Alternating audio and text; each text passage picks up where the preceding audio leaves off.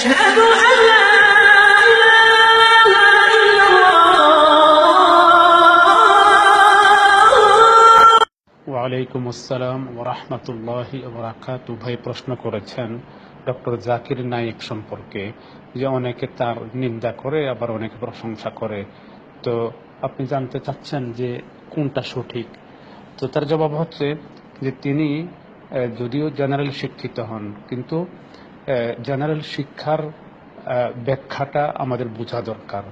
যে একজন মানুষ যদি প্রাথমিক জীবনে জেনারেল লাইনে লেখাপড়া করে যে কোনো একটা বিষয়ে বিশেষত্ব অর্জন করেন, ডাক্তার হন, ইঞ্জিনিয়ার হন, আইটি হন, যাই হন, কিন্তু এর পাশাপাশি তিনি যদি কোরআন ও হাদিসের স্টাডিও পার্সোনালি করেন, যদি ক্লাসিক্যাল সিস্টেমে নাও করেন, কিন্তু পার্সোনালি তিনি স্টাডি করেন, অথবা তিনি লেখাপড়া, প্রাতিষ্ঠানিক লেখাপড়া শেষ করার পর তিনি যদি কোরআন ও হাদিসের গভীর অধ্যয়ন করেন, স্টাডি করেন, হাদিস সম্পর্কে, তাফসির সম্পর্কে, ফিকহ সম্পর্কে, আকীদা সম্পর্কে, বিভিন্ন বিষয় সম্পর্কে তিনি গভীর স্টাডি করে দ্বীন সম্পর্কে, কোরআন হাদিস সম্পর্কে, ফিকহ সম্পর্কে প্রচুর জ্ঞান অর্জন করেন, তো তাহলে তাকে জেনারেল শিক্ষিত তো আর বলা যায় না।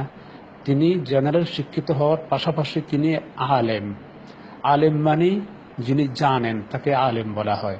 কিন্তু আমাদের সমাজে মানুষ মূর্খ, মানুষ মানে সংকীর্ণ মনের, যার জন্য একজন মানুষ মাস্টার্স ডিগ্রি লাভ করার পর তিনি গভীর কোরআন হাদিস স্টাডি করে গভীর জ্ঞান অর্জন করার পরও তাকে জেনারেল শিক্ষিত বলে তুচ্ছ করে এবং বলে সে কি জানে এবং তার দ্বীনের কথা বলার কোনো অধিকার নাই। এই যে অনুভূতি, এটা জাহালাত, অজ্ঞতা এবং হিংসা এবং সংকীর্ণতার থেকে উদ্ভূত। এটা কোনো বাস্তবতা নাই, এটা গ্রহণযোগ্য নয়, এটা হলো সংকীর্ণতা ছাড়ার কিছু নয়। অতএব ডক্টর জাকির নায়েকের মতো এরকম আরো অনেক মনীষী অতিবাহিত হয়ে গেছেন, বর্তমান যুগেও আছে, অতীতেও ছিল, যারা জেনারেল শিক্ষার পাশাপাশি কোরআন ও হাদিস স্টাডি করে প্রচুর জ্ঞান অর্জন করেছেন। তারা আলেম, তারা মাস্টারের পাশাপাশি তারা আলেম, তারা অন্যান্য বিষয়ে ডক্টর হওয়ার পাশাপাশি দ্বীনের ব্যাপারেও তারা ডক্টর, শরীয়তের ডক্টর, 2 ডক্টরেট অর্জন করেছেন, যার জন্য তাদের ফজিলত আল্লাহর কাছে আরো অনেক বেশি।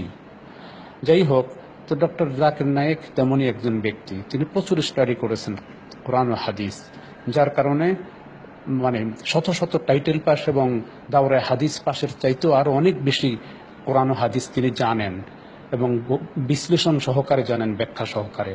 তো আমরা তাকে এভাবেই পেয়েছি এবং তিনি যে আকীদা পোষণ করেন বিশুদ্ধ বলে আমরা জানি, কোরআন সহিহ হাদিসের মোতাবেক তিনি দৃষ্টিভঙ্গি পোষণ করেন, বিপরীত আমরা কিছু পাইনি। অতএব আমরা তার জন্য দোয়া করি। যারা তার বিরুদ্ধাচরণ করেন তারা হিংসার বশবর্তী হয়ে করেন অথবা অজ্ঞতার বশবর্তী হয়ে করেন। তো আল্লাহ তাদেরকে বুঝার তৌফিক দান করুন। এছাড়া তাদের ব্যাপারে আর কোনো মন্তব্য আমরা করতে চাই না। তাদের জন্য আছে করুণা এবং দোয়া।